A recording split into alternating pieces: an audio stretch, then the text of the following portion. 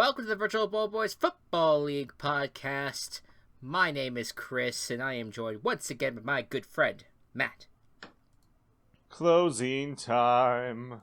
Closing time. Okay, alright, hang in there, bud. Anyway, welcome, everyone, to the regular season finale of the Virtual Ball Boys Football League. We have 4 matchups, each that will decide the seeding for this upcoming playoff. And of course, to recap where we're at the moment, we're going to have these 4 matchups play out live tonight. Then probably on Thursday, you will get another batch of 4 games that are the playoff games.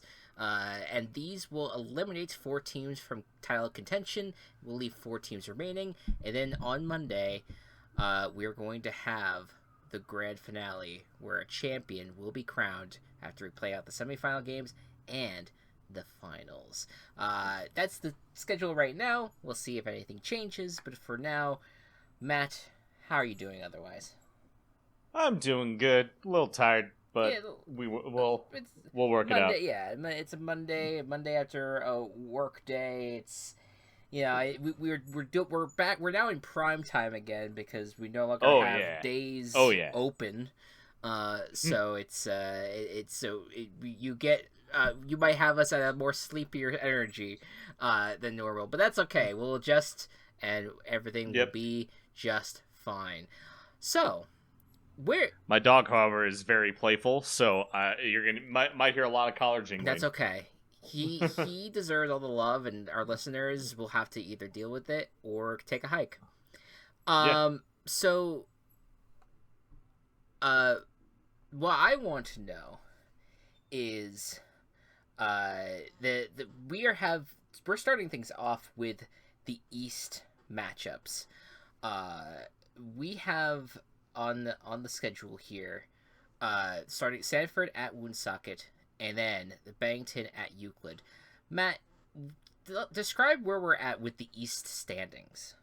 All right, in the VBBFL East, we have on top of the division the Euclid Polka Deer sitting in first place with the Woonsocket Fiber Foxes sitting in second. However, they do have the same record. If both teams win, it will likely be that Euclid maintains the top spot as if they both win or both lose, Euclid will maintain the top spot. Just because it is impossible point-wise for Woonsocket to catch up. However, if Euclid loses but Woonsocket wins, Woonsocket will take the top spot. There is also a non-zero chance, but very, very slim, that very, very slim chance that Sanford can win the division, but they need Euclid to absolutely shit the bed offensively, and to have the greatest offensive game of VBBL history. Yes. And that's just in order to tie. So, it probably will not happen. Yeah. However, since I am playing Sanford, I'm going to make this promise right now to Kelsey until it is impossible for me to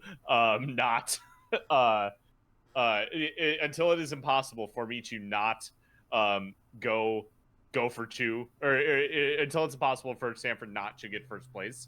I will go for 2 every single touchdown. Yes.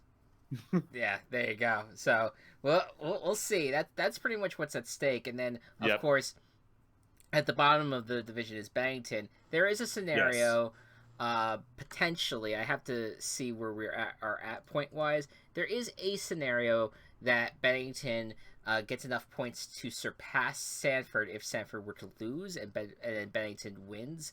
So yes, they only need 8 more points. So Sanford has scenarios to be the number 1 seed and very last place in the East, which is kind of wild. And the number 2 seed though.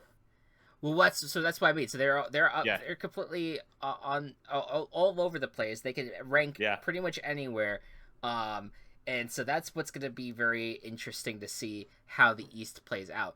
Now, Hmm. just to be clear, at the very top, we will do the table of scandals. I figured we'd wait until we get to the game between the Joplin Ghost Hogs and the Westminster Mecha Moose, because that is the game that's actually going to be Deciding the affected. West. Yeah, and that's the thing that it'll decide the West, but it'll also be the one that's affected by the table of scandals Yep. this time, because the Mecha Moose are the last team that has not been affected in any way. So that will be how we kick off that game. Will be that since Yep. we no longer will have to do it at the very top. In fact, let's talk about the West a little bit. Yeah. Tacoma sitting in 4th place with a 1-6 record. If they score more than what than a certain number, they may be able to pass Lafayette in the standings, who are at 3rd place at 2-5. But the top of the division, Westminster versus Joplin, both teams 4-3. Whoever wins today wins the division. Both teams, though, will get a home playoff game. So it's more bragging rights than anything. Neither team can fall to 3rd place. And they'll both get home playoff games, but they of course want that number 1 spot. Of course. Yeah, it's gonna be interesting. It is basically the first place and second place are pretty much locked in to be either Westminster and Joplin. It's just deciding order. They will each host a playoff game. Yep. And then and then Lafayette Tacoma is also kind of a decider in a weird way. I believe I don't know if we've done the math on it, but if Tacoma scores enough points in a win against Lafayette, I guess there is an opening where they could be 3rd place.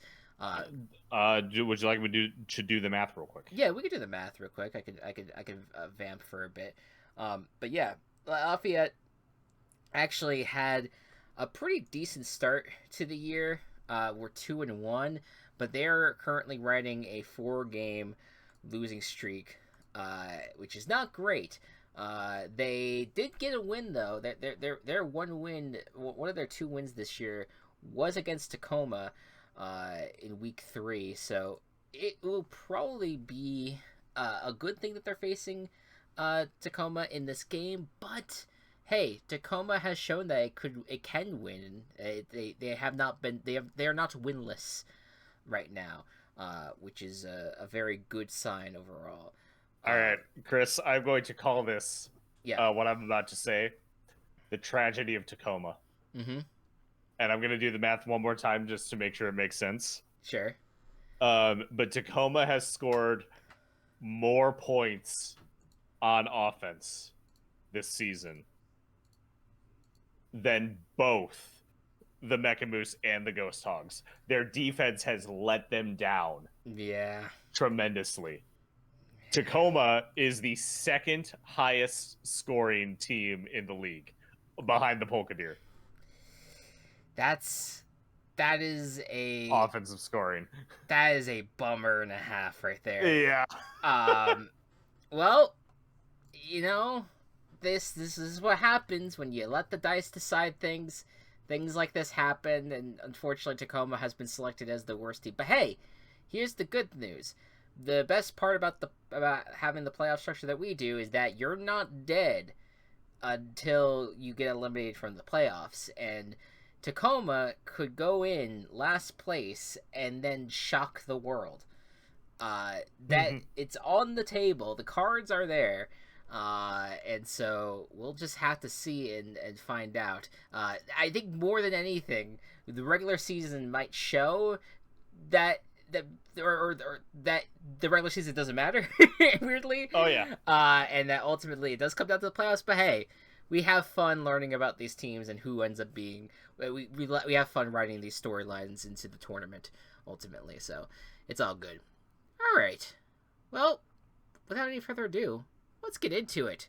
Match number 1 is between the Sanford Possum Express and the Woonsocket Fiber Foxes. Sorry, I decided to go with this one first because I feel like if we had a Euclid victory before this, there would be less stakes. Yes, I agree with that. And so I figured we'd roll with this game first and then have Euclid play Bennington after the fact. Feels like it just makes the most sense. Now, of course, Matt, as you've mentioned, you are playing as Kelsey's team. Can you tell me what Kelsey's stats are? The Sanford Possum Express will be playing with a +2 on offense, +2 on defense, -4 on ball handling. The general manager of the Possum Express is joining us in the chat. Yeah. As is Westminster watching, apparently. And the Woonsocket Fiber Foxes will be playing with -1 on offense, +5 on defense, -4 ball handling. All right. Sanford's gonna get the start on offense. And of course, just a reminder, this is a rematch of week 3 matchup. It was a close game between Woonsocket and Sanford. Woonsocket, of course, came away with a victory. It was also the last time Sanford lost. Yeah. So just the train started slow, but it's still going. Kelsey, since you are now here, I'm making this promise. Mm-hmm. I am going because it's the only way that you can potentially get you first place.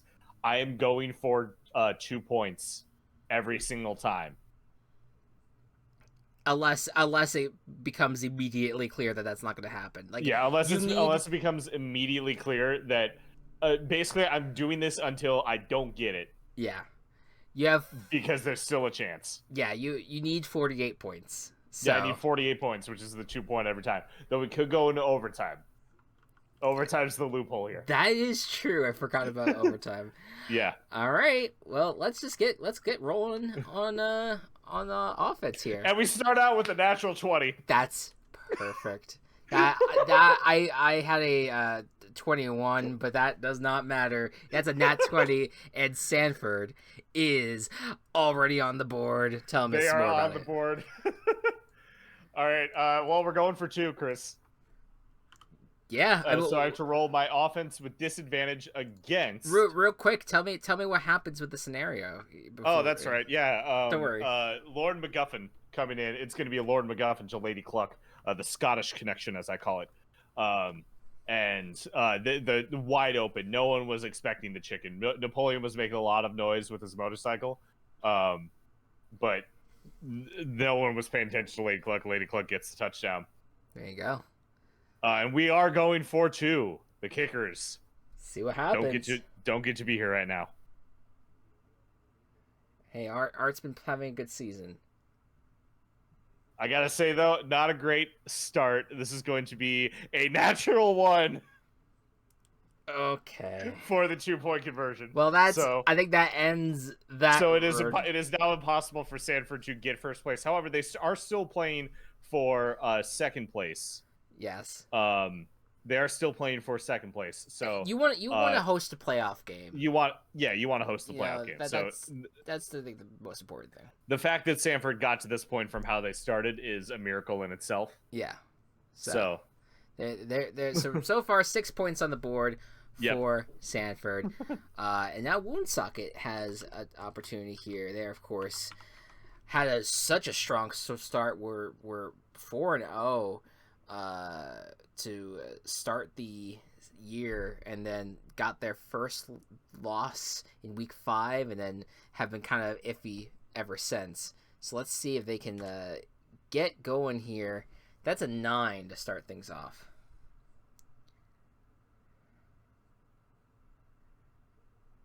Oh, Twitch just restarted for me. That's an 8 for me, so you get advantage. Advantage. And that is a natural 20. Damn right it is. So I got a dirty 20. Doesn't matter. There you go. The Woonsocket Fiber Foxes get the score. Let's have Hawkeye's going to come out. Is going to take the Calamari, stick it on his arrow, and shoot it up in the air. And it's going to have a nice arc to it. And it's just going to land in the palms of Lucio, who's going to run it in for the touchdown. And, of course, we'll have Stelio Cantos come out for the extra point, which will give them a 1-point lead if it works. And it does. There you go. So, whoops. Did it in the wrong place. Hold on, we're good. We got this. 7. There you go. There we go. Nope. The delay on Twitch was later. No, you're good. We're good. We're good. All right. Sanford, end of the first quarter. It's your turn. That's a 4. 4 to start things off. And that's a 14.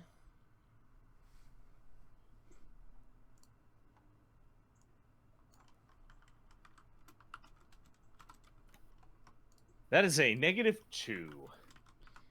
And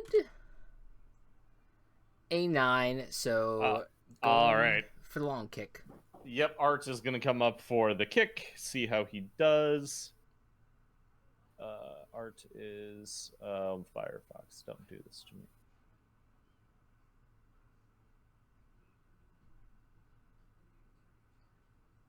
Art is successful. That's a 23. There you go. Shit. So now the kick is at. The score is at 9-7, Sanford. Kelsey, the Woonsocket coach, is Ricky.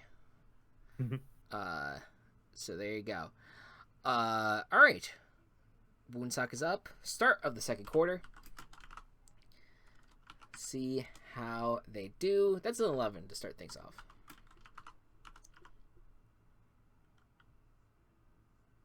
That is a 17. Okay, disadvantage. That's a 0. And that is a 15. Okay. We'll get the stop. Then we will have a long field goal for Stilo Cantos. See if he can get 15 or more. That's a natural 1. Ooh. The Katamari, he just gets like he gets his foot stuck on the Katamari, and then he just kind of like gets rolled over and over and over again. And also that goes towards the Woonsocket number 1. Their very first natural 1 of the game, and so that's 2 natural 1s drawn. We'll see if it at all affects the game as we go to Sanford's last drive of the first half.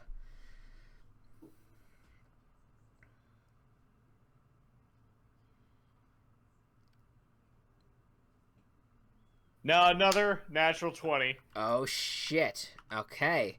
Well, I'll roll just in case. That's a 7. So, and luckily no natural 1. So, I think that just, the Scottish connection runs strong here, and I hate to do this repetition. However, I think it is the most significant part about Sanford's team right now. Yeah. So once again, different kind of pass. The other one was kind of in the slot. This one is Lady Cluck booked it down the sideline, for a catch from Lord to McGuffin. There you go. And we will have Art come in for the kick. Want to be a little bit smarter at this point. Actually, would it be? No, we'll have Art kick for now. He is successful. That's a dirty 20. There we have it. And we are now sitting at a 16-7 score. So Sanford, or Woonsocket rather, cannot come back in this first half. But they can at least try to close the gap before the second half. So let's see how Woonsocket does on its last offensive drive. And that's a 2 to start things off. That is a 21. Okay. Not a good start. That's a 4. That is an 18. Sanford's defense really making a statement to end the half off. Yeah, no, it is not working out. And we're going to have Stilo Cantos kind of come in here, see if he could get any sort of... Nope, that's another natural 1. Holy shit. That's not That is not good. He's still stuck to the Katamari. Nothing's changed, and therefore it's just a disaster that is unfolding. I'm gonna say also the play before that. I think Hawkeye was gonna try to find LeBron James, and instead stepping in front of the pass was none other than Lucia, who grabs the ball. And even though drafted as an offensive lineman, we've played her a lot on defense, and she's just I think become a defensive staple for the Sanford Possum Express at the end of the day. You know what she applies? What's that? Pressure that can tick till they just go pop. Whoa. Yeah. Had to do it. All right, let's go ahead and get started with the second half here. Sanford Possum Express going to start out on offense and look to extend their 9-point lead.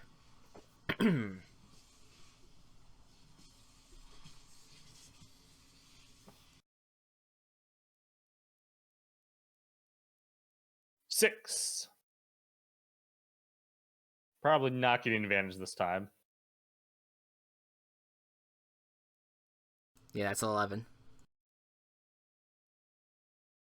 And that is a natural 1 that will count for me. That's my second. Both of us have 2 now. I don't like starting this week with all these natural ones. No. Don't love that. No. Why not? I rolled a 12 just in case. But all right. Well, what was the attempt for Sanford anyway? This time, Sergeant Tibbs was in, and it was they were really banking on the handoff, to experiment 110, but just couldn't get it done. Couldn't get it through. Big people in the way. All right, and go ahead and let's see what Woonsocket does now. Let's see. And that's an 8.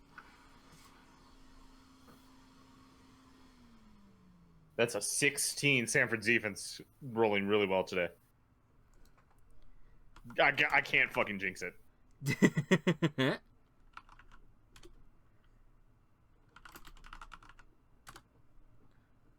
Well, that's a 6.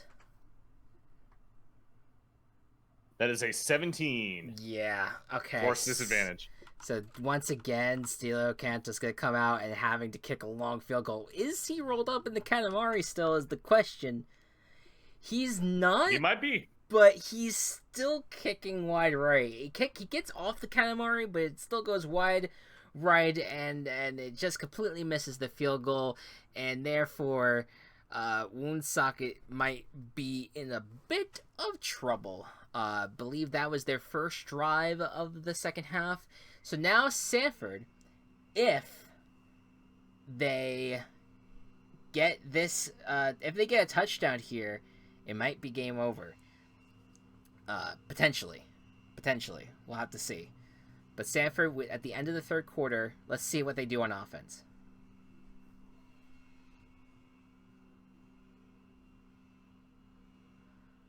That's a 4.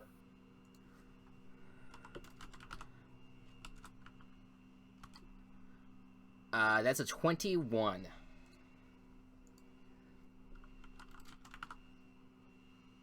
That will be another 4 with my disadvantage.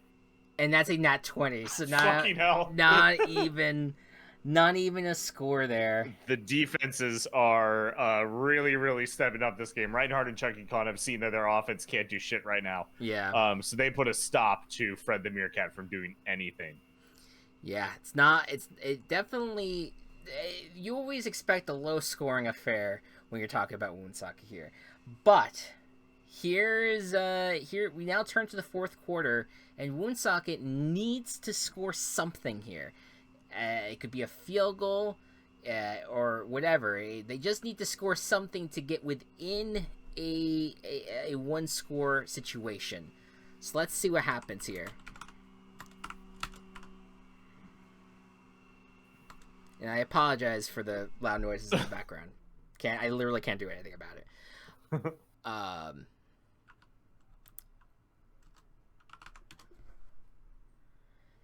And that's an 8 to start things off. 19 on defense. Okay, disadvantage again. That's a 3. Awesome. That is my third natural one. And that's a touchdown for Woonsocket, who needed that all to happen just then. We're gonna have Beast Titan come out, use his long dangly arms to pick up the Katamari that has been bouncing Stelio Cantos around and throw it in the other direction, and finally it's gonna be caught by someone named Birder. And Birder's gonna bring it down for the touchdown. And we now have to roll some stats here. Yep, let me see who is gone. Do you want to do the kick first? Well, they're going to be injured before... They're going to be injured on this play, so I think that we roll with the injury first. Okay. Just don't forget to do the kick. Yep, I will do it. We are losing player number 2, which is unfortunately the star of the Possum Express today. We are losing Lord McGovern. Yeah, that's not great. Oh no. All right.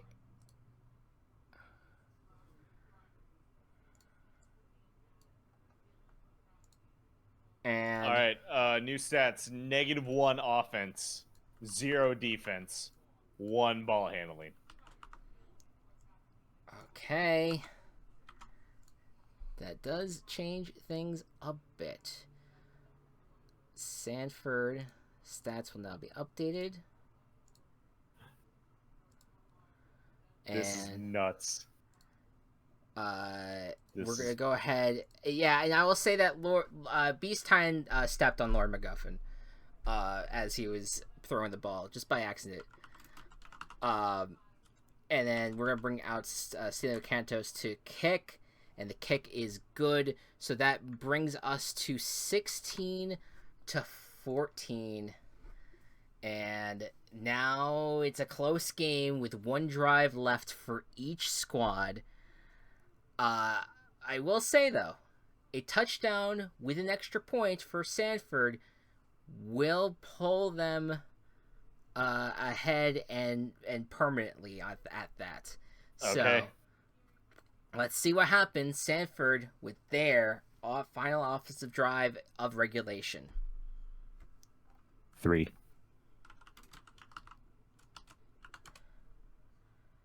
That's a 12.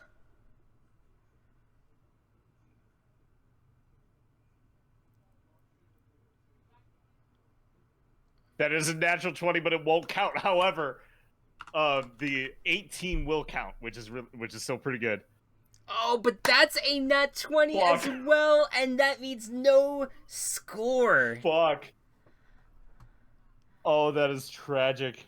Hit me with the Sanford failure. What happened? I mean, it was Sergeant Tibbs distraught. He was not expecting his quarterback buddy to go out, and he unfortunately missed the pass to Napoleon. He was not able to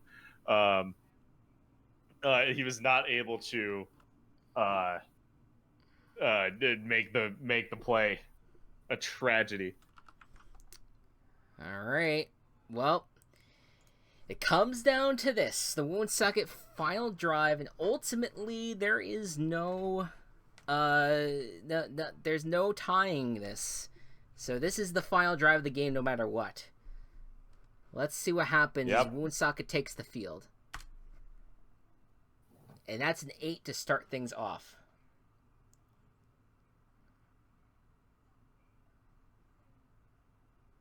Kelsey says the home score hasn't updated. It's still at 7. It looks good to me.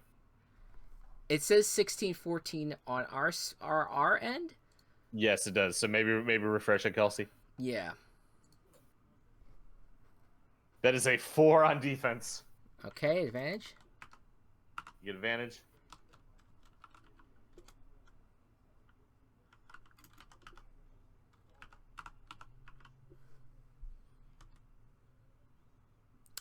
Advantage is a 9.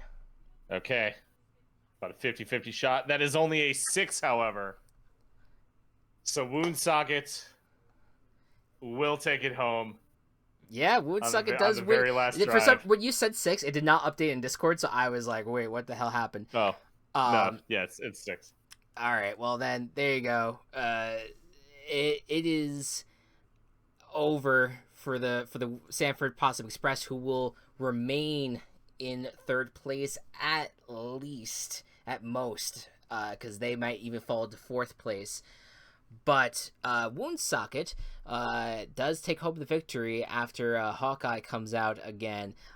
Once again, shoots the Katamari, and after having some frosted flakes on the sidelines, we'll have Tony the Tiger run in, catch the Katamari, and as he's stuck to the Katamari after catching it, he says, "We're great," and then spikes the Katamari. And that is going to be that. And of course, we'll kick the extra point just for prosperity's sake. That's good. And the final score of this game is 21-16. The win streak is over for the Sanford Possum Express, who end the season 4-4. And the Woonsocket Fiber Foxes go to 6-2, and with an opportunity to take first place, they are now the biggest of fans of the Birch Cats, and so we'll see what happens. This is not the playoffs, and so Sanford losing here, not the end of the world. It's better than having that losing streak come to the end, or the winning streak come to the end of the playoffs, because that would suck. So now you get a fresh start, go again to playoff time. All right. I should note that Bennington can overtake Sanford in third place if Bennington scores at least 25 points and wins. Okay. And wins. And Euclid pretty safely in first place if it wins. If it doesn't, it does fall to second place since Woonsocket did win. So big time stakes for both of these teams here. Granted, it comes down to, will these two teams be facing off against each other next week, or will they be taking on? Well, actually, I think if Euclid wins, they are facing Bennington, and if Bennington wins with 25 or more points, these two are facing each other as well. Is how it will work. So whichever. This is setting up a rematch potentially, a third rematch. Almost guaranteed that. Yeah. This will be a rematch next week. We'll see what happens. So Bennington Birch Cats, Matt, you're gonna be playing the role of them. What's the stats look like? Bennington Birch Cats have a -3 offense, a -3 defense, and a +6 ball handling. And the Euclid Polka Deer have the stats of +4 in offense, -5 defense, +1 ball handling. Let us see how this goes. Euclid Polka Deer starting things off on offense with a 15.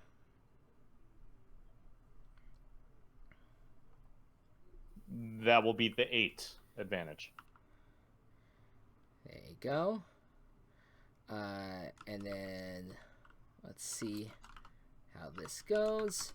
That is going to be another 15. And a 2. All right. Euclid will score. Euclid scores. Let's have King Leonidas come out, and he is going to hand it off to what looks like a tiny race car at first.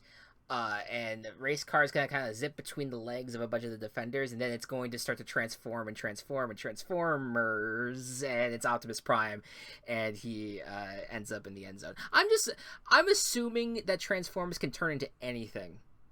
I don't know if it has to strictly be trucks, right? Or is it always trucks? I mean, it's like if it's the fucking lore of the only exposure I have to Transformers, admittedly, is the fucking Michael Bay movies. So like they all have like a specific like car that they turn into.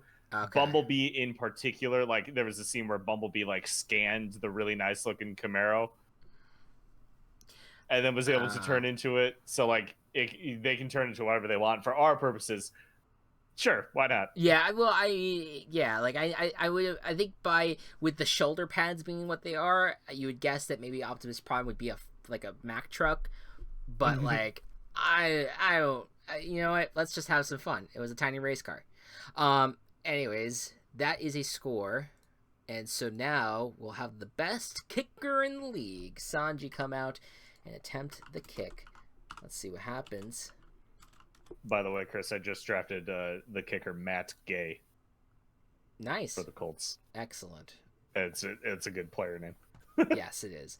All right. And that is 17. We are good. And Euclid gets the first shot.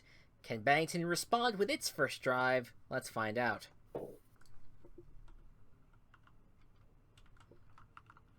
Starting off with a 13.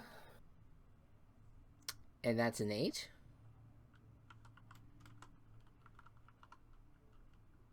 $24 with advantage. And that's a 0. Bennington scores. Bennington will score here. Let's try to check who the other. Yeah, okay. Yeah, Bennington will score here. This is going to be. We're going to have. I feel like I haven't played Bennington in a while, which is not true. I played them 2 weeks ago. But we're gonna have Keyleth come out and be the main quarterback to start out, and Adam Eve, I want to reduce this to just the girl connection, but I don't know much about these characters. Redheads, maybe they kind of. Yeah, Keyleth and Adam Eve, redhead connection. I like that better. That pass for the score. We're gonna hear the kick chant starting from the visiting crowd as Kick Patowski comes up to kick. Kick. That is a 13. That's successful. Yeah. Weirdly, there's a couple of cows chanting in the home field audience of Euclid Pokedeer chanting kick. Yeah. And the rest of the cows around them are just looking at them like, what do you mean? Are you traitor? Anyways, so that does go through, and so we have a tied ball game to start the game, and Euclid is now at the end of the first quarter rather, is going to see if they can take a lead. Oh, that's a nat 20. And that's a 2. So yeah, that will go through. Euclid's good. All right. This time, we're going to have King Leonidas headed off to Juggernaut. Juggernaut's just going to kind of barrel through the defense using his hard helmet thing that he has on him. And he's just muscling through everyone like it's no joke. Yep. And it's going to get the score. And, of course, Sanji's going to come out to kick. And that is another natural 20. Holy shit. Perfectly down the middle kick. Once again, the best kicker in the biz. That's 14-7, and I do think that these two are facing off next week because Bennington is gonna probably get 25 points. I think. Yeah, we'll see. With this defense. Yeah. So we'll see. Bennington starts out the second quarter with a 7 on offense. And in response, the Euclid Pokedeer are going to go against them with a whopping 1, dirty 1. That will be a 21. Okay. For ball handling. And that's a -2 Bennington scores. I feel like we need to do something maybe next season where if it's an over 20 versus an under 20, like there's nothing we can possibly do football score wise. But it's just so funny when that happens. Yeah. Well, Yeah. I think, but I think at the end of the day, that is what it is. You can't do much about it. That's how the dice roll. That's true. And Jonathan Joestar to Amity Blight, two characters that definitely have a lot in common. And I'm not gonna let Walsh tell me otherwise. All right. Anyways, He'll understand what I mean. He won't. That's an 11. Kick Batowski makes the kick. All right, there you go. And there you go. 14. Someone gets launched into space. Yeah, maybe that. Someone gets launched into space.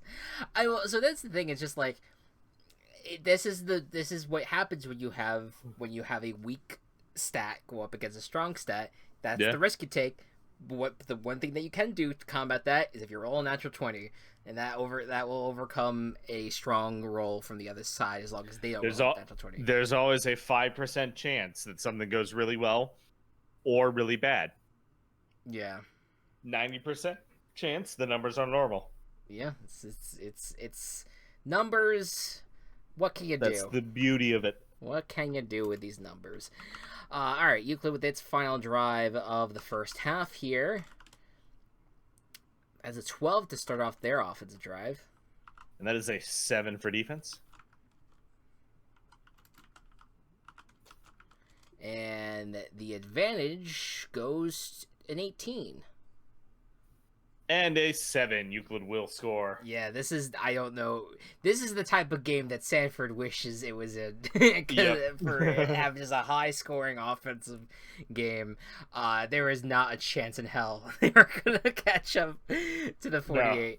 No. Anyways, the Flash, of course, this team's MVP, is going to, at this time, take the ball out of the backfield. Kind of zip around, run a weird route, kind of zigzagging, going backwards, but like it just confuses the defense. It's not really it doesn't make much sense at all from a football scheme point of view, but it sure throws everyone off, and the Flash just ends up in the end zone for the score. And Sanji is going to come out and kick another kick, and it's 22. There's no stopping this guy. This guy just won't stop kicking beauties, and it's 21. He won't stop kicking. Someone's got to put him down. And Bennington is going to close out the first half with their offensive drive. It's been a touchdown on every single play thus far. Keep it close. Indeed. Ugh. Shit. Hang in there, bud. I'm doing fine. That's a 5 on offense. And that's a 10. All right, first disadvantage for Bennington. We'll leave them with a 14. And that's a natural 20. Finally, we get a stop of some kind, and it's big time in Euclid's favor.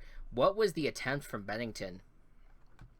The attempt from Bennington was a handoff to Clancy. But from what I know about Midnight Gospel, it's all like weird shit. But even he was a little bit too weirded out by all the cows that were around. So he just kind of freaks out a little bit and just kind of sits down and is easily tackled. There you go. Oh yeah, a lot of cows going on. You gotta deal with a lot of cows in this world. All right. Well, that's the end of the first half. 21-14 is your score. And Euclid, now having not scored in a drive yet, will try to kind of build on their lead. And this is not the type of game to let your guard down. Bennington's defense needs to step up. Let's see how it goes. Starting off with a dirty 20. That'll be my dirty 1. Okay, advantage it is. That is a 17. That is a 16. So they do stop the touchdown. They do not stop the touchdown, my They do friend. not. I can't do math. I was looking at the 5. No. What's wrong with me? They do not stop the touchdown. I'm gonna go get some fucking caffeine after this battle. Yeah, definitely. We're close to halftime for Yeah. this entire thing, so we're close. Anyways, Euclid scores.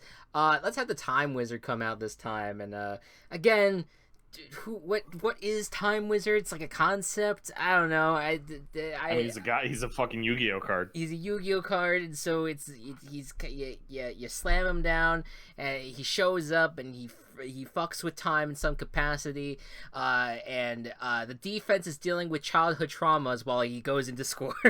Oh no. And we go ahead and kick from Sanji. The kick is good, and that puts us at 28-14. And Ooh. Bennington now with their first drive, and it's kind of an important one here. They need everything to go their way, pretty much. Pretty much. Starts out with a 10. And that's a -2. That'll be a 21. And our first natural one of this game goes to Euclid, so that means Bennington scores a touchdown. Yes, we do. In fact, Batman Beyond is a little bit jealous of all the attention that the Flash has been getting lately. Sure. Even though he weaseled himself into a version of himself into that movie anyway, with all the multiversal bullshit that happens. Anyway, Batman Beyond is actually going to be, despite being the O-line, he is going to get in for the touchdown. There you go. All right. And Jake Patowski coming back out. It's the slight cow kick chance. Moo, moo, moo. Moo, moo, Moo, moo, moo. moo.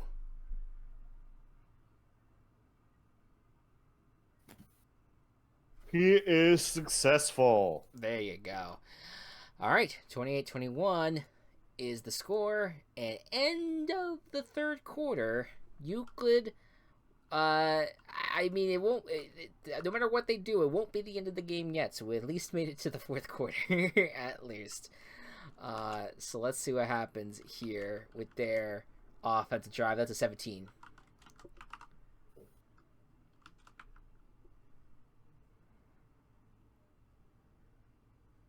That is a natural one from Bennington on defense. Okay, well that's a touchdown immediately for Euclid. So and that's we'll add the natural one to our counter here. Okay. I'm running out of people. Let's have the Hulk. Hulk hasn't got action yet. Hulk's gonna come out with holding on to the mini nuke. It's gonna start running, and some people are gonna make the connection like, oh, he's carrying a nuke, that's why he's green.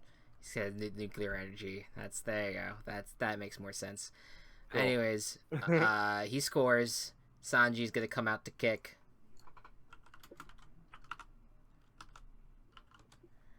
And that's a 25. And that is very good. This is trouncing for Euclid here. It is. Euclid loses last week, and it needs to get itself back on top. Yeah. And now we are on to the final quarter. Yep, Bennington can still tie at this point. Can still tie. It needs a lot to go its way at this point. So yes. It is they need to basically have their defense finally make a stop, as well as score it on offense, which hasn't been too difficult for them. Let's start on offense with Bennington. That is a 3. And a 14. So disadvantage. Disadvantage will give me 18, though. Yeah, that's good. Yeah, it's a 4. You got a touchdown. Okay. All right. Bennington will go for the score. We're gonna have this one is gonna be another Keyleth to Adam Eve connection. It worked pretty well last time, so There you go. let's do it again. And kick Batowski. Kick Patowski coming out. Not that one though. The other kick Batowski. The other kick Patowski. No, not that roll. God, why is this score going so slow right now? That's fine. That's a 10. Just barely makes it. But Kick is doing a pretty good job today. Yeah. Offense for Bennington is doing very well, but it is just has not been able to get a single stop. Can that stop come in this last drive for Euclid? Let's see what happens. Starting off with a 16. That is a 10.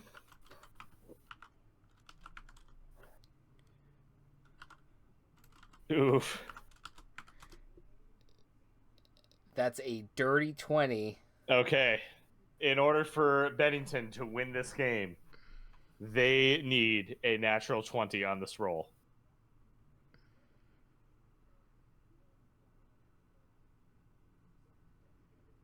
That is not it. That is a 4. Yeah, that is not it. And Walsh entered the chat right as his team got lost. Chris, Dalvin Cook officially signs a 1-year contract with the Jets. Okay, interesting. There we have it. All right. Well, yeah. So yeah, Bennington will lose, and Euclid will score 40 points. Yeah. In this game. We would have to go back and check the others, but Euclid might be the highest scoring team in VBBFL history. Maybe. We'll see. I don't know. There have probably been more. There's a deep dive you could probably go on it. King Leonidas throws the ball deep, and at first it just looks like it was going to be an incompletion, but then all of a sudden it looks like the ball is caught in the air by some sort of invisible force. Turns out it's invisible women just standing there. Whoa.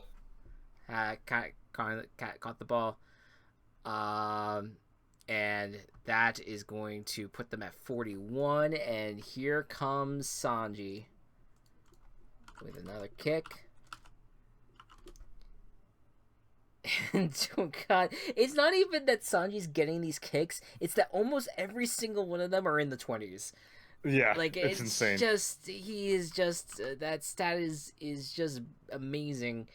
And for just good old time's sake, I guess it doesn't matter because there's no more tiebreaker, and Bennington's guaranteed 4th. We don't have to play out the last drive if you don't want to. We're gonna let's just do it for the sake of regular season stats. Yep. For good old Bennington. 13. Okay.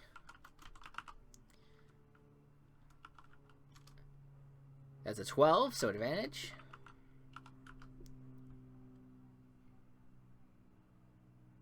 $25 on advantage.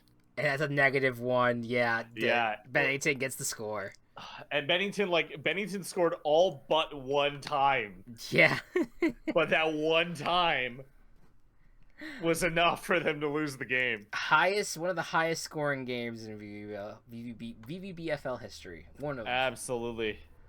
Let's get Kick out to finish it off. That's a 16. Kick was perfect today. Kick had a great game. There you go. All right.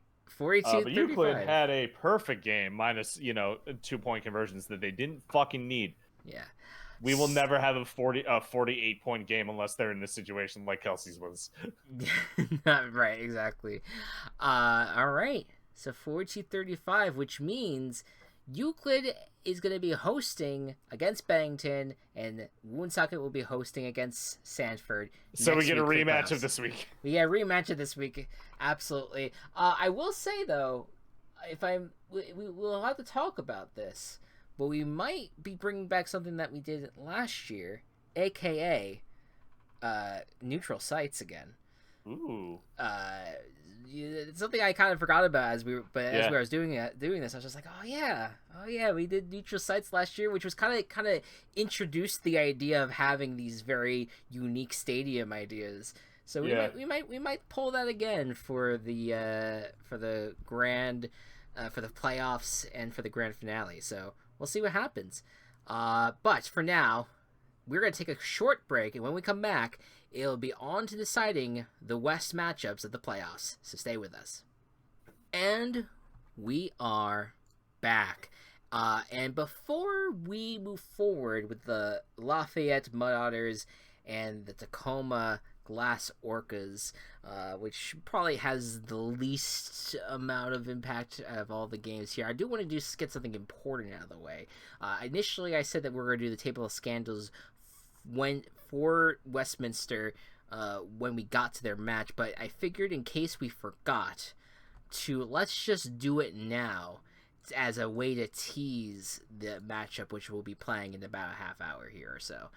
Alrighty. So, Matt, can you do the honors of rolling a D100? The final scandal of VBBFL Season 3. Yes. As it starts to pour outside. 2. Oh. Okay. And that is roll for a character. Roll for a second character. Due to a mishap, both characters have been body swapped, causing the team to gain -2 to all stats. Oh my god. This could not have been a worse possible scandal. For clarity's sake, when we get... Oh, I forgot to get rid of the score from a previous game here. But just for clarity's sake, that means going into this game, Westminster's going to have a 0 on offense, a -1 on defense, and a -5 ball handling. In the game where that will decide the division winner. Yeah, it's not great. But luckily it's not the playoffs where this stuff. Nope. Where ultimately it kind of matters, but it may not matter overall. But yep, not the best situation. We'll roll for their bodies in about 20 minutes or so. Yeah. So. We don't even need to necessarily. I see it. I see what you mean. Yeah. They will swap bodies. We will roleplay it for story purposes. Yes. Okay. I was just like, well, technically we have -2 for all stats. But all right, fair enough. Let us go back to the matchup that we are going to be focusing on first, which is the Lafayette Mud Otters at Tacoma Glass Orcas. The Lafayette Mud Otters, of course, are sitting in third place right now with a 2-5 record, and the Tacoma Glass Orcas are sitting in very last place with 1-6. A Tacoma win it could push them. Well, it will definitely push them into third place if they pull it off, which will be quite surprising considering how rough of a season it seems that Tacoma has had, but Lafayette has had a sneakily as rough of a season as anyone. Yeah. So we'll see how it goes. Again, anything is possible. Matt, you are rolling for the Lafayette Mud Otters. What are their stats? They have a +4 offense, 0 defense, -4 ball handling. I'm going to make sure real quick, though, that there are no severe weather warnings going on right now. Okay. There's a flood watch. I live on the second floor. I'll be okay. You should be good. And then the glass. If my power goes out, I don't think it's that severe, but yeah, we should be fine. We also have storms near us, I think. At least it looks cloudy out to me, but maybe that's just because it's getting dark out. All right. Anyways, offense -1, defense -3, ball handling +4 for the Glass Orcas. Let us get going. Lafayette with the start of the roll.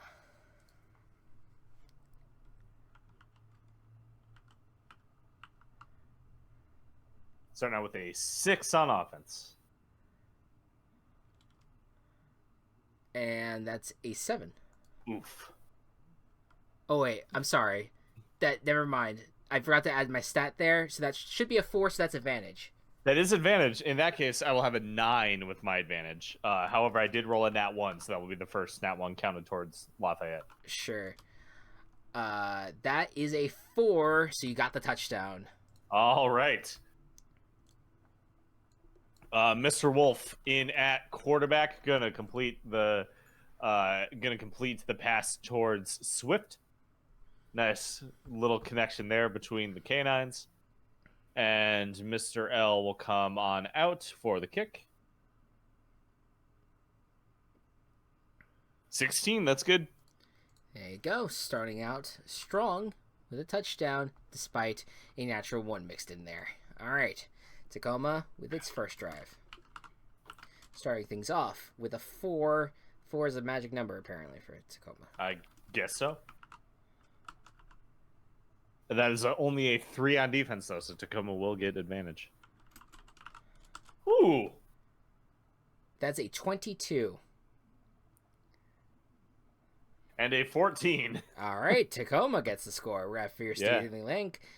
Throw it deep. Lands in Knight's arms. Knight gonna get in for the touchdown.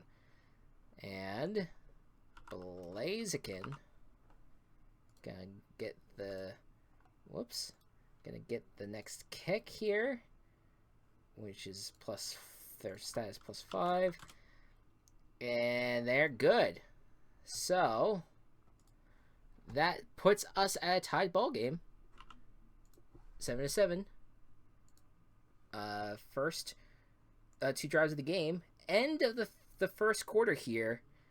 And Lafayette with its second drive of the first half.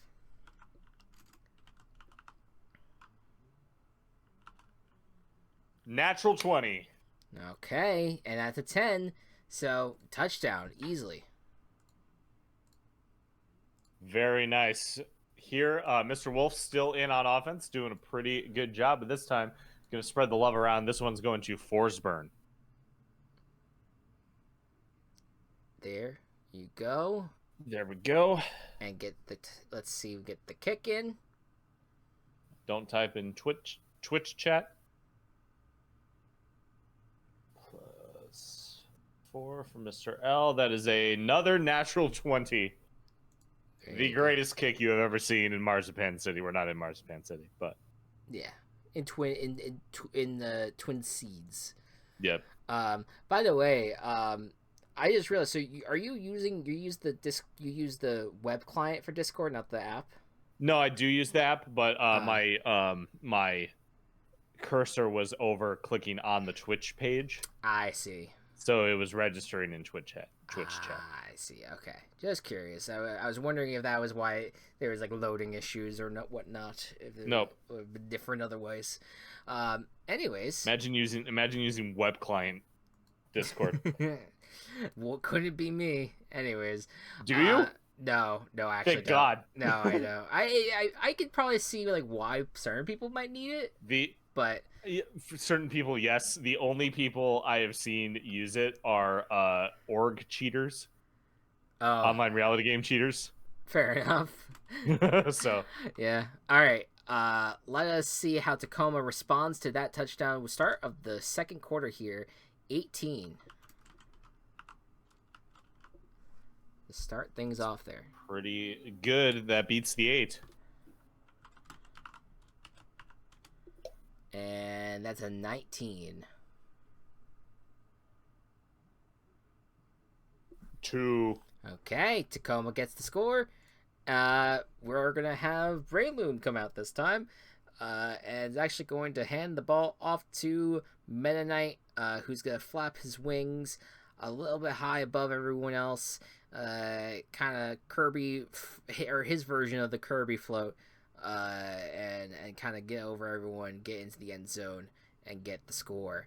And Blaziken's going to come out, get the extra point, and it's good. Hell yeah. And that's a tied ball game. It's starting to look a little bit like the last game we just played. Yeah, I was about to say we had a very defensive first game, and now these next two. Starting out kind of on fire. Middle of the second quarter. We're going to start up with a 15. And that's an 11.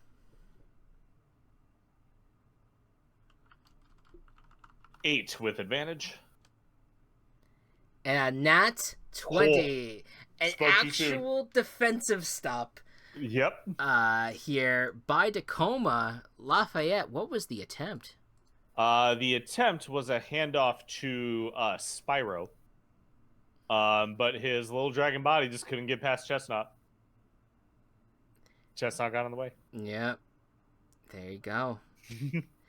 And that gives an opening for Tacoma to try to take the lead as we close out the first half here. Let's see what happens. That's a 12 to start things off. And a 9.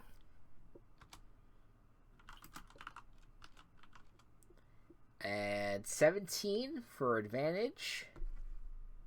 And a 5. Lafayette's defense, unfortunately, seemed to be made of mud. No, yeah. Well, would mud be like harder for the offense? I mean, depends.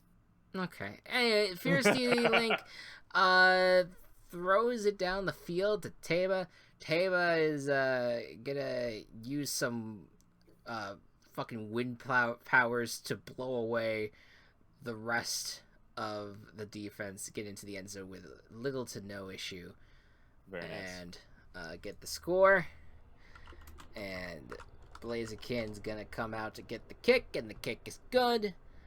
And that means going into the half, Tacoma leading in a big spot. And Lafayette will get the chance to respond at the start of the second half. There's an 18 to start.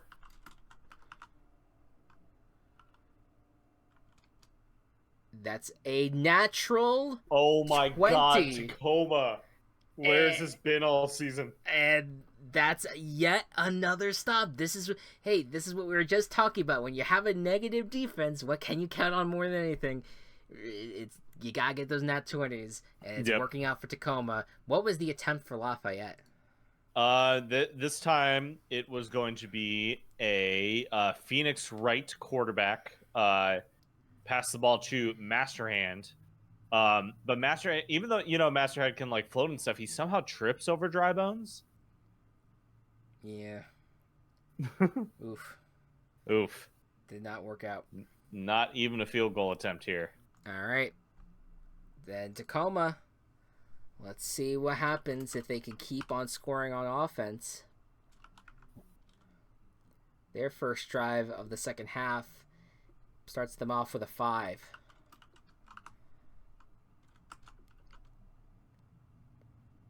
And a 3. So somehow Lafayette. Still an advantage, and that's 22 is the advantage here. And a natural 1. That's the second natural 1 for Lafayette. Oh, Malachi, your team is letting everyone down. And Tacoma, meanwhile, is getting back into it. Let's have Aegis Slash kind of use the this is I'm so sorry, I keep asking. Steel type, dark type, ghost type. For who? Aegis Slash, ghost type, steel type. Ghost Steel. Ghost Steel. Okay. It kind of like fades through some of the defenders here, carrying the electrode, and ends up getting into the end zone after just phasing through everybody. And then we'll have Blaziken come out again and just barely get it in for the score. And now we're at the end of the third quarter. Lafayette, they really need to score here, because otherwise it's game over. This is literally exactly how the last game was in this position. Yeah. Natural 20. That's much needed. And we'll just roll on the other side just in case. Not a natural one, but nonetheless, it is a touchdown for Lafayette. Incineroar declares as an eligible receiver and gets the connection with Mr. Wolf instantly for this touchdown. There we go. And Mr. L coming in. And that is the third natural one for the Lafayette Mud Otters. This team, as soon as it feels like they got something going, it is wrestled from their grasp. Okay, well, we are losing number 8, which is unfortunately Incineroar. He did get injured on that final play. And so this is going to drastically change shit. Yep. The defense is, in particular, I'm sure is going to be changed here. We are looking at a 5-5-0. Wow. Yeah. That is definitely a change of pace. And that will go ahead and update on our monitor here in 3, 2, 1.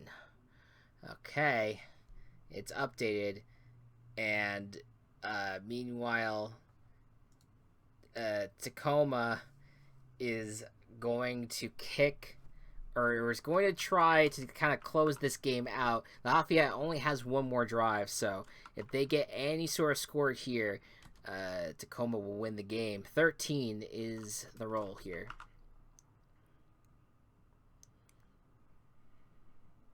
That's a 3.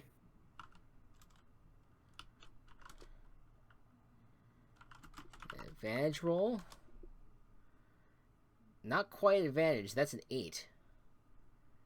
And that is a 12. They do get the stop, but they do need a field goal miss. Yeah, they need the field goal to miss. And it's a short field goal, so it's a short field goal with Blaziken. And that is gonna do it. Tacoma, though, gets its second win of the season. And it will be enough to pull them into third place. Which is absolutely nuts. And we have 2 more drives to kind of close this one out. It's not going to matter, really. No. But Lafayette will get one last little push of points here. Let's see what happens. 16. That's a 12. Sorry, I got pinged in another server. Grumble, grumble.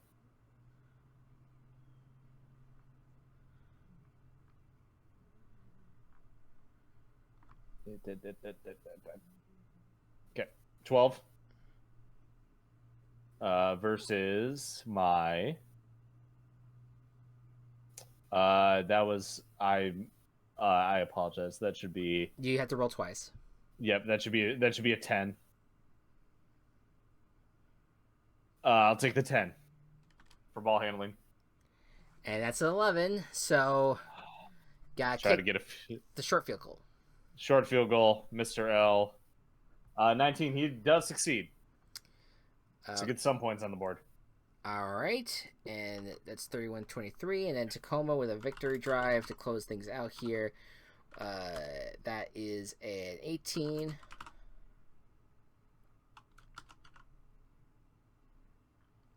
-3. 22. Either way would have been 22. That's a 14. Yeah, okay. God. And that would put them at 37. And Blaziken coming out to get the kick in. That's no good. But still, that is 37-23 is your final score of the day. And Tacoma with its second victory. And man, Lafayette with its a 5-game losing streak. 5-game losing streak going into the playoffs. Tacoma winning 2 of its last 4. That's all it needed to do, and also score a fuck ton of points. Yeah. Kind of pushed them over. Yeah, I mean, Tacoma is one of 2 teams to score more than 200 points. Yeah, if you are, Westminster and Joplin both have better defenses overall. Yeah, and in fact, both of them are in range to score more than 200 as well. Right. But Tacoma will likely end this. In fact, Tacoma is guaranteed to end the season with the 2nd best offense in the league. Wild. Just absolutely wild. Congratulations for Tacoma. It's not all bad. And Lafayette, well, you have a chance to make it up in the playoffs. Somehow, some way. You did beat Joplin once. So maybe you want to root for Westminster to win, or for Joplin to win this next game so that way you could face them in the playoffs. It's all, you got all of it's all out on the table there. Yeah. As we move on to this matchup, and yeah, I think the Table of Scandals has saved the most brutal of entries. Yep.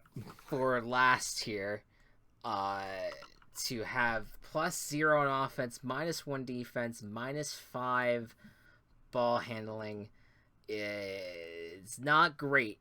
Basically, they're the only advantage that Westminster has in this game is the offensive role. Maybe it does not quite look good on paper for them. Maybe on the defense when the Joplin's rolling ball handling, it's a little rough there. But again, we want to emphasize that this is a regular season thing for a reason, and that this will not really, at the end of the day, play a factor in the playoffs. We don't think. Yep. And Chris, you will be able to handle this far better than I, and I am thankful that you are playing them, because the 2 players who are body swapping are Raz and Neon White. Okay. Okay. All right, cool.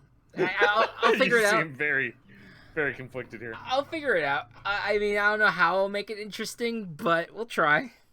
It is 2 characters I know well, and generally enjoy well. I love Raz. Neon White, the character of Neon White, take it or leave him. Yeah. But fair enough. I am playing as mentioned, the Westminster Mecha Moose, who again have an offense of 0, defense -1, ball handling -5. And the Joplin? Joplin +1 offense, +3 defense, -4 ball handling. Okay. Can Westminster, with this handicap, pull out a miracle? Let's see how it goes. They start on offense with a natural 20. That's how you start off coming back from a rough roll of things. Rough go, yeah. That's pretty good. That is 15 on defense. That is not going to do anything. Westminster's going to be good. All right. We're going to have Leon Kennedy was going to try to hand it off to Raz, but just because of weird assignments, Neon White decides to take what was the one that took the ball, because again, Neon White thinks he's Raz, and he tries to cast a levitation ball, but instead just places a card down and jumps in the air. It still has kind of the same effect, but he ends up landing into the end zone with the score. And Travis Touchdown is going to try for an extra point. That is a 14. That nice. Is good. And Westminster. Yeah, the kicking is thankfully not affected. No, no siree. All right, Joplin, what's up? Joplin's first drive is going to be a 17. And that's a 14. 15 with advantage.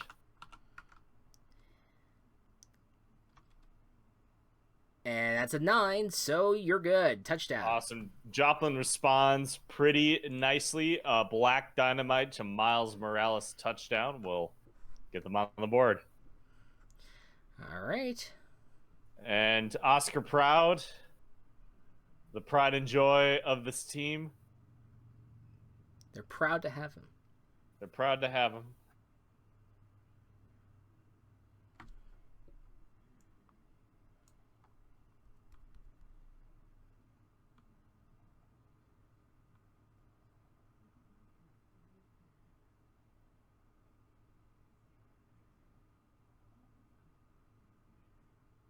You good? You good, bud? Oh no, we may have lost Matt.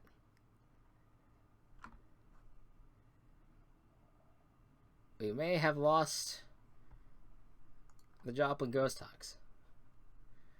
We could. Oh, there you go. It rolled, and that is a dirty 20. So that is a good kick. Back now. You're back now. Okay, so that's that tied game.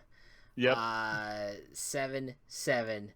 Now end of the first quarter here. Westminster with its next drive. That's an 8 to start things off.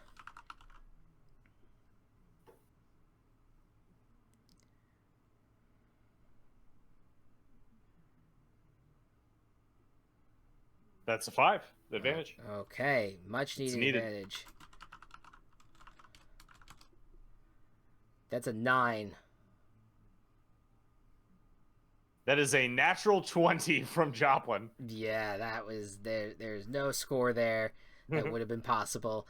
So unfortunately, Westminster does not get the score. We're gonna say Leon Kennedy was going to try to throw the ball down the field, expecting Neon White's speed, but Raz, he's just a little guy. He can't run that fast. Does not reach the ball in time. And there's just clear frustration on the face of Raz, aka Neon White, who has to deal with his less than stellar body compared to Neon White. And we have a tied ball game still. Joplin to start things off in the second quarter. 16. And that's a natural 20. Oh, man. That, if you're going to have this happen to you, man, you need it. You need to have this happen. So, I didn't mean for that laugh to be that loud. So Joplin is not going to score. What was the attempt? That attempt was going to be, I don't know why my shit is running so slow. Mojo Jojo was running ran through the offensive line pretty well. But Heavy just knocked him over with his gun. There you go. There you go. Heavy just getting in everyone's way, and he's that's not allowed to do. fire the gun, but a piece of metal that big still does make a pretty good melee weapon. Yeah, 100%. All right, last drive from Westminster for this first half. Let's see what happens. That's a 10 to start things off. 15 for defense. Okay. Disadvantage.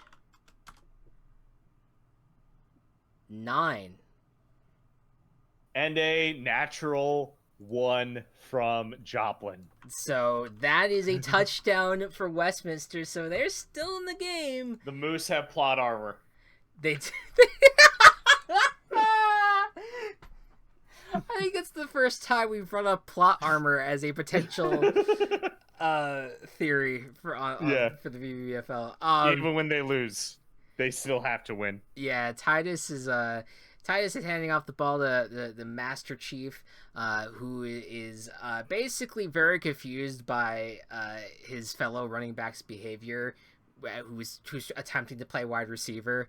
And then that Neon White's just in his business, so he's just kind of trying to ignore it, because at the end of the day, Master Chief is all just about getting things done, and he's just gonna get the ball into the end zone and get the score. Travis' touchdown, of course, is gonna go for the kick. Oh, just missed it. That is something that you just can't change about Travis Touchdown. He just will never. He'll let you down sometimes on the kick. He'll let you down sometimes. That's the plot of No More Heroes, I think. Yeah. All right. No More Heroes was weird because in the early to mid 2010s, there was this countdown community that made top 5 whatever in video games. And No More Heroes was the video game among them, and I watched a lot of those videos, so I know a lot about No More Heroes despite having never played the game. For what my understanding is, it's a trip. Yeah, for sure. It is a trip. All right, Joplin with its final drive of the first half. Let's see if they can potentially gain the lead. 19. 2.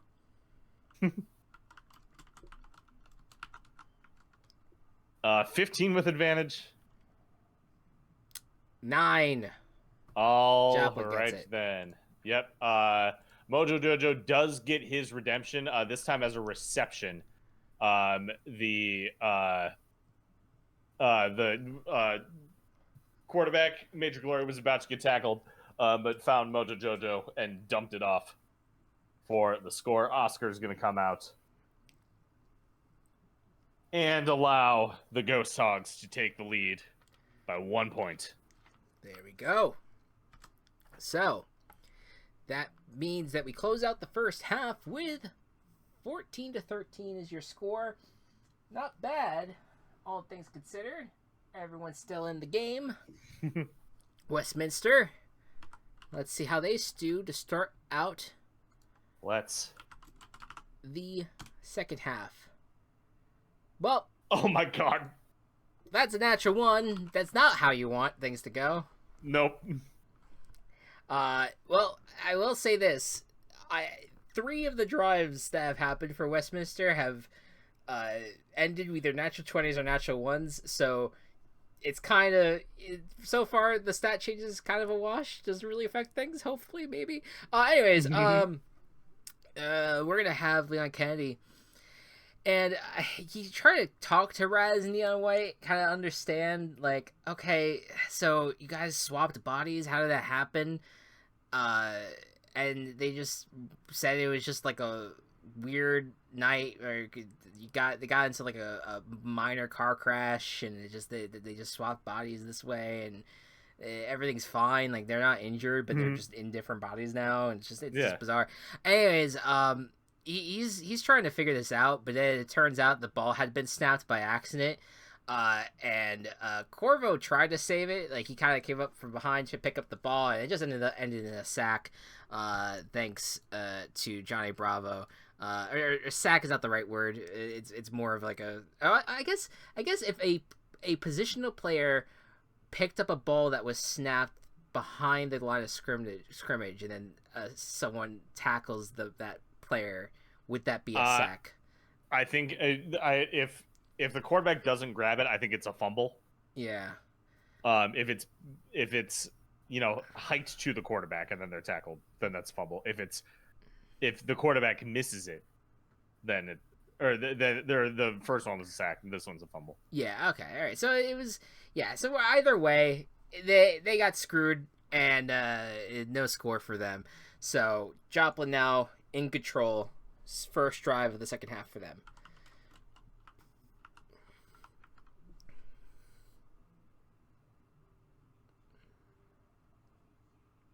Natural 1. Well, that's your second natural 1. Yep. That's a 2. Doesn't matter. Joplin does not score. What was the attempt? It was going to be Mojo Jojo was you know what? No. He's had too much time in the spotlight. Ryden was going to try this time, but very similar fate.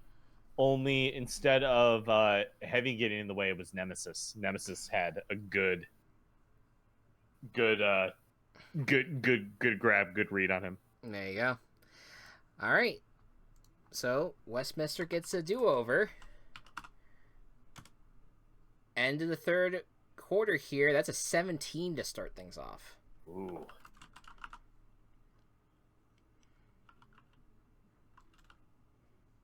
That's 15. Okay. Advantage. That's a Oh my god. a natural one. Oh boy, minus 3 is your advantage.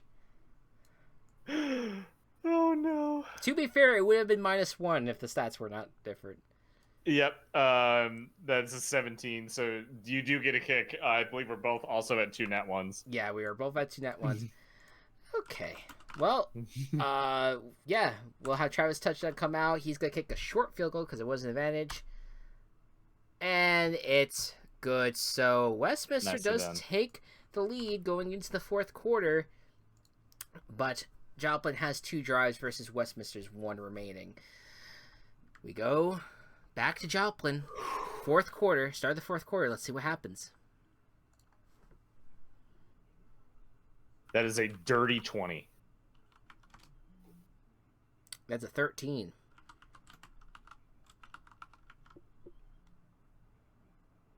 That is a 12 with advantage. And that's a 13. Oh. That's a big stop for Westminster, but yes, it is. A field goal awaits for Oscar Proud. Yep, a short field goal. Correct? Yeah, so you got advantage, so yes. Short field goal. That is a 17. Joplin does get to take the lead. There you go. 17-16. And now we have the final drive for each team, starting with Westminster. Any points will be needed here as Westminster's down by 1. Anything for Westminster. Starting things out with a natural 20. Oh, man. And no nat 20 from Joplin. Westminster will get the score. Holy moly. And it's time to have Titus is going to come out. He is going to hand the ball to Raz, who is going to struggle to balance on his the levitation ball because he's not necessarily used to that, but he gets used to it after a while, and then he's gonna lateral it to Neon White, who is now getting an understanding of the cards and is going to use the I forget what color card it is. I want to say it's blue that you drop, and he dashes forward to get into the end zone before a defender could reach him, and they're working together despite being in separate bodies, and it's a touchdown. Let's have Travis touchdown's going to come out now to kick, and that is good. Holy shit. And all right. 23-17, a touchdown is needed for Joplin. It is needed. And an extra point after that touchdown would win it. Yes. We're starting off with a 5. A 10. Ooh. That is a 7 with my disadvantage. And that's an 8. Oh my god. And Mechamoose, despite the odds, are going to win the football game. Holy and win shit. the West. And that's the second West title in a row for Anthony. Third. Did he win the West in the He won the first? Fucking Weatherford definitely won the West season 1. Holy shit. Anthony just is destroying the West. He just knows the West Coast. Yep. Front and back. Because obviously the New Jersey incarnate is going to be the West Coast master. Damn right. I need you now to at least kick a field goal to get Joplin some pity points. Unfortunately, that is the third natural one. Just to rub salt in the wounds. Let's see who fucking fucks everything up. Who would have been lost there? Get fucked. Scorpion. not a fun one. It's just like Scorpion again. Yeah. All right. Yeah, you get injured all the time in your video game. Yep. You get your heart ripped out. They don't even get their 20, Chris. You gave them the field goal. They don't get it. Oh, they did not. Oh, duh. I apologize. That was a natural one. Yeah, I was eager to change the score there, I guess, but that is the case. 23-17 is your final score, and Westminster is going to win, which means that the matchups for next week include Westminster hosting the Lafayette Mud Otters and the Joplin Ghost Hogs hosting the Tacoma Glass Orcas. And that is going to do it for the VBBFL regular season. Yeah, these are the standings are kind of wild to look at with all things considered. Yeah, if you want to reiterate them before it's we actually only had one shift, but the fact that Tacoma at the very end squeezed by Lafayette. Tacoma and Lafayette both at 2 and 6. Joplin in second place, 4 and 4. Westminster winning the division with a 6 and 3. No, that's not how math works. With a 5 and 3 record. I had already changed it, and then I was changing others and went to change theirs again, and that didn't work out. Meanwhile, in the East, Bennington will face Euclid. Bennington has a 3 and 5 record. In fourth place, Sanford 4 and 4. In third, lost their first 3, won 4, and then lost their last one. But still, a great comeback for Sanford. They have to be proud of themselves. And then Woonsocket and Euclid both with 6 and 2 records. But since Euclid scored more points over the course of the season, both Euclid will be in first place. It is going to be awesome to see how these playoffs run out. It's anyone's game. It's anyone's game. Shit can still go wrong, and shit can still go right for any team. That's how dice work. Yeah, it's been a blast. Yeah, I mean, I guess you could say going into it, the favorite could be between Euclid and Woonsocket, but I kind of felt this is kind of a repeat of last year where like the best teams seemingly were in the East. Yep. And then the Provo Rock Squirrels ended up winning the whole damn thing despite that. And so now it's really going to be interesting to see how this shapes out again if the East can capture has the East even captured a title yet? Yes, the Manchester Manfield or whatever the fuck Mansfield Weavers. The Mansfield Weavers are season 1 champions. There you go. We're from the East.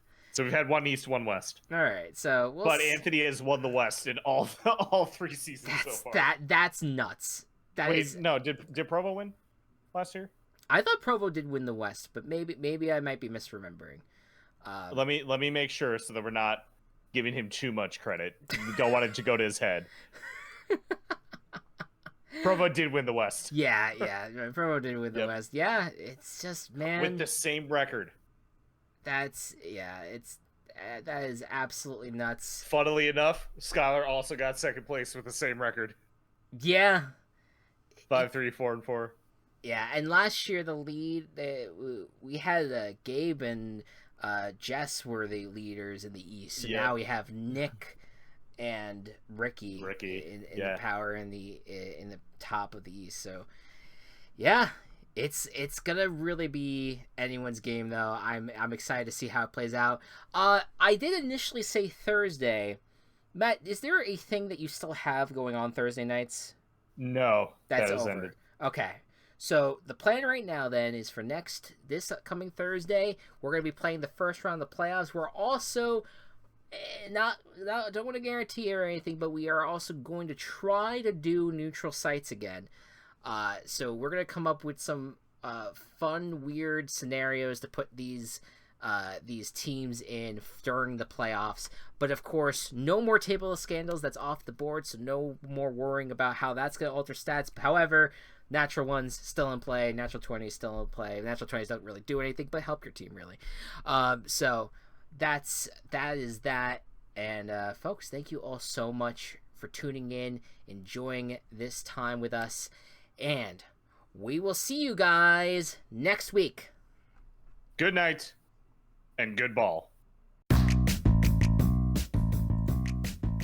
Virtual Ball Boys has been brought to you by Team Chaos Productions. Find us on Twitter at Virtual Ball Boys and find more of our work at Team Chaos Pods.